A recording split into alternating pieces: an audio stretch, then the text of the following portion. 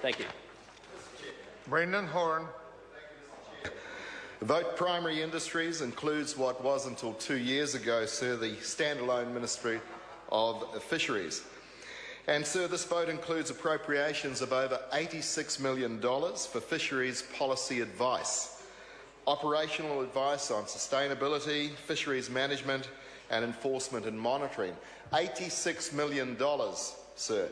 And it's interesting because if we only spent $20 million a year on buying back commercial quota from the large operators such as, say, Sanford's, then within 3 years the 15% improvement target would be reached, and it would be all very, very simple.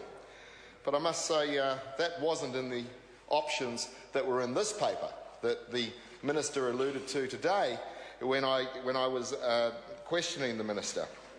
And, sir, instead, what is the Minister Nathan Guy doing? Well, he is snatching snapper off the plates of New Zealanders. And it's not just a few recreational fishers who are affected, because everyone is affected. Sir, today the Minister's answers to my questions were entirely unsatisfactory. And I would wonder how that member could have got it so wrong. Sir, how can it be that this government has not considered the possibility that the biggest maritime environmental disaster to ever hit New Zealand, and that is Arena, would not warrant a scientific investigation into its effect on the reproductive and growth cycles of our most valuable and dominant coastal fish, the snapper? And, sir, also today I was told that I should get along to one of the MPI meetings. And, sir, in Parnell tonight, 300 people approximately listened, and they went along to the Quality Hotel, and there is some irony here, sir, because there was absolutely no quality in that meeting. What was there, sir, tonight? It was absolutely embarrassing, but a fair indication of that government. Sir, what was there were a handful of MPI representatives with posters, and they were speaking to the posters to different small groups that would come along. There was no microphone, there was no measured debate, there was no intellectual discussion, and, sir, the people of Parnell went there hoping for intellectual discussion, but there was none of that. Actually, it's interesting because the Quality Hotel is in Gladstone Street, and that's just down the road from the Prime Minister, and they would have snared a big fish if the Prime Minister had been there, but alas, that did not happen either.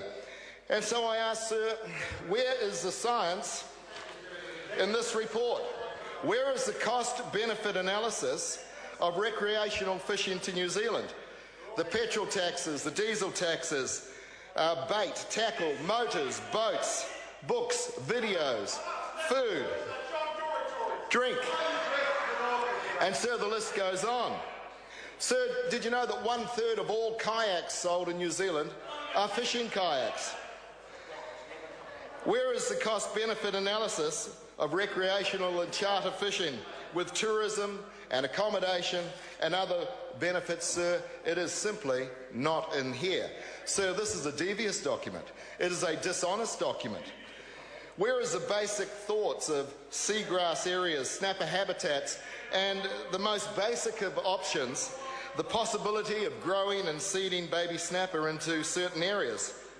Sir, where is it in here the effect that we would have with the explosion of snapper on the mussel industry, the mussel farms? If there is a reduction in the recreational fishers' catch, sir, more snapper means more mussel spat being eaten on the mussel lines. That's probably $100,000 a line. Sir, can the mussel industry sustain the extra loss that would undoubtedly follow? And at the moment, sir, snapper costs around about $39 to $40 a kilo for fillets. Now, what would happen to that price, which is already beyond many Kiwis' budgets? What would happen if this government is successful in its effort to cut the catch limit to 2 or 3 snapper and thereby creating scarcity in the market? Well, if you do the math, sir, and you cut the catch from 9 till 3, then we're looking at snapper going from $39 a kilo for fillets to $120 a kilo. And who will benefit for that? The big players, sir. The big players just like Sanford, sir. Sir, this bill will destroy the small... Order. Time's expired. Are you... Sorry? I'm calling for trying another call. Nobody else is calling, sir. Surely. Wait till I check the schedule. Thank you, Mr. Chair.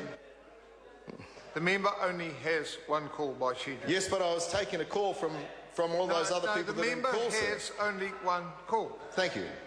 Thank you. So the question is that vote primary industries stand part of the schedules. Those of that opinion will say aye. Contrary, no. The ayes have it. The question now is that vote commerce stand part of the schedules.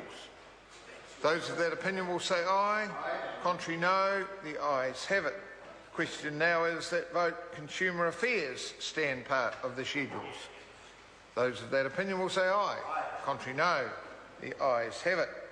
The question now is that vote internal affairs stand part of the schedule. Those of that opinion will say aye. Contrary, no. The ayes have it. The question is that vote energy stand part of the schedules. Moana Maki. Thank you, Mr. Chair. Mr. Chair, New Zealanders are paying too much for their power bills.